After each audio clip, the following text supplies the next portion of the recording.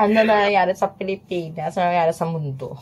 Ay nako, this is sad news talaga. Pero tiwala naman ako sa ating Tatay Digong.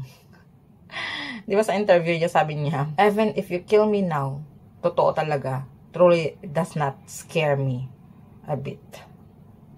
Hindi naman ako nagpapasalamat, pero ikaligaya ko na lang na magpahinga na. If they want to arrest me, I will go to them. Hindi ako ganun maglaro ng tago dyan. Naging presidente ako. So, sinong taguan ko? Police? Army? Sino? ICC? Ang tagal ko nang naghihintay niyan. Crime against humanity. Pati yung hindi din yung nasali na pinatay na Hitler, idagdag mo na sa akin. Or the unsolved massacres around the world. Charge it to me. Sa isang impyerno lang ito. I don't take it seriously talaga. Diba sabi ko sa'yo, ito kasi yung nagustuhan ko talaga kay Tatay Digong eh. Yung pagiging matapang, maparinsipyo, kayang harapin, ang dapat harapin. Well, natatawa lang talaga ako kasi yun naman talaga dapat ang pagiging presidente eh. Bilang isang lalaking presidente, dapat may panindigan. Kaya talagang ipaglaban. O, kita mo, sa ganyang edad niya, he's 80 years old. Hindi niya basta-basta natatakot yan. Tulad ni Tatay Digong. Kaya, grabe no. At saka sa mga ganyan, hindi na yan, handang-handa na yan eh. Parang kayo na lang na-stress ba? Dahil, noon hindi niya pa ginawa, nung kailanan mahina na siya. Pero syempre, utak niya, ano pa rin, malakas pa rin. Ang prinsipyo niya, andun pa rin. Aminin mo natin na mahina na talaga siya. Pero siya yung tipong tao na kaya talagang lumaban ng harap-harapan. That's what I like him. Talaga yan. Yun talagang gusto ko sa isang tao, kahit sa isang lalaki. Kaya yung kaya kang ipagtanggol. Ay, Diyos niyo marimar. So, yun ang dapat naman talaga. Yung wala kang kinakatakutan ba? Na alam mong tumatayo ka lang sa tama. Hindi naman perfect ang tao eh. Sino bang perfect? 'Di ba? Pero bakit ngayon lang? Ngayon lang nangyari. Yan ang nakakalungkot. Though hindi ako talaga mahilig mag-ano sa politika. Kasi tamad sana ako. Pero, parang alarming talagang nangyari, no? Which is, andun yung kung hindi mo mapapanood ang mga interview niya, parang, andun yung malungkot ka talaga.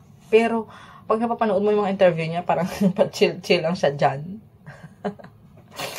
So, kumbaga kasi, pinaghahandaanan niya yan, guys. Kahit ano pang gawin ninyo, handang-handa na yan si Tatay Digong, ano man mangyari. Pero yun lang talagang tanong, bakit ganun? Ganung paraan, no? Yun ang hindi ko rin yun ang question sa isip ko. So, bilang isang mamamayan, bilang isang Pilipino, siguro, karapatan ko rin naman yung mag-voice out ng aking saloobin.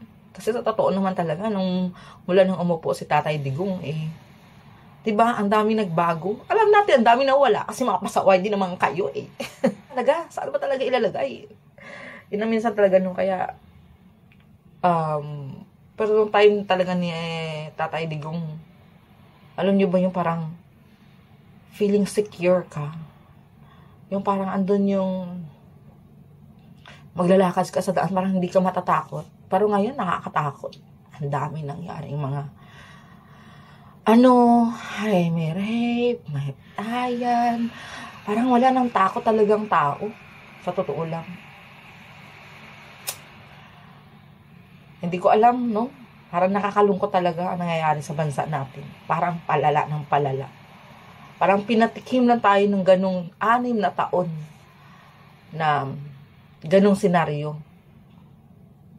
Pero ngayon, wala na. Parang labo. Sana sino kaya susunod na uupo dyan na maging maayos talaga yung ano natin, ang bansa natin. No? Ay, pero ito lang nakakalungkot, syempre. Ang sa kanya naman talaga, ang isa pa sa akin, ang gusto ko sa kanya, tulad niyan, maraming army or police o anuman, dito sa video na to na naiyak talaga sila. Syempre, sila yung tawag na pinagtanggol ni Tatay Digong bilang isang police, isang army, lahat ba? Para proteksyonan din sila. Pero, masakit din sa loob nila yung ganun gawin nilang arestuhin ang isang tao na tagapagtanggol din nila. Yung isang tao na nag-protect din sa kanila. Na isang tao na talagang inangat sila. Alam mo yun? Kaya nakakalungkot. Yun lang nakakalungkot nung makita kong video na to na ganito nga, yung nangyari sa umiiyak talaga siya, nakayuko siya na umiiyak. Sobrang sakit yun, guys. Pero, ika nga, alam natin naman, kayang-kaya yan eh. Tatay Digong natin. No? Kasi ako talagang, gustong-gusto ko talaga yung mindset niya eh. I'm so sorry pero gustong-gusto ko talaga yung mindset niya. Yung maprinsipyong tao. Na yung, hindi kayang tibagin ba ang kanyang prinsipyo. Na kaya niya talagang manindigan talaga ba? Ay, pero sino lang sa resulta. Basta ako, sa lahat naging presidente, siya lang talagang gusto ko. Totoo lang. Wala nang iba. Tatay Digong lang. Nabi pa nga niya, sa mga police, army, o anuman, na okay lang naman ay arestuhin siya kasi trabaho nila yan eh. So, ganun pa rin talaga ang tinatawag na bilang isang tatay na may panindigan ba, na hindi niya kinokonsente na kung kailangan talagang gawin ang trabaho ng mga pulis at ano, walang special para sa kanya.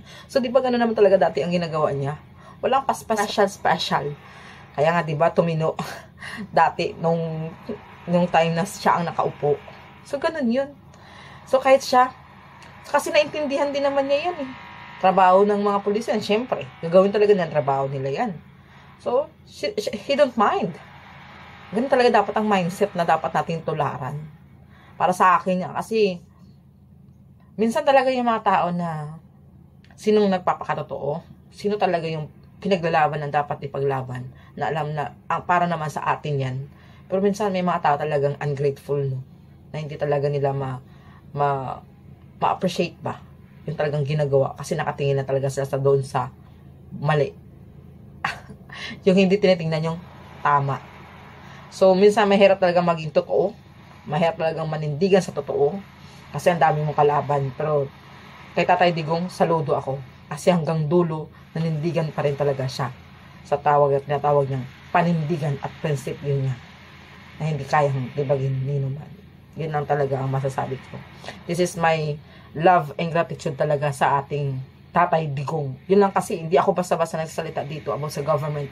Kasi alam ko naman yun eh. Kay Tatay Digong lang talaga ako humahanga sa kanyang time, sa kanyang kalakaran. Yun lang.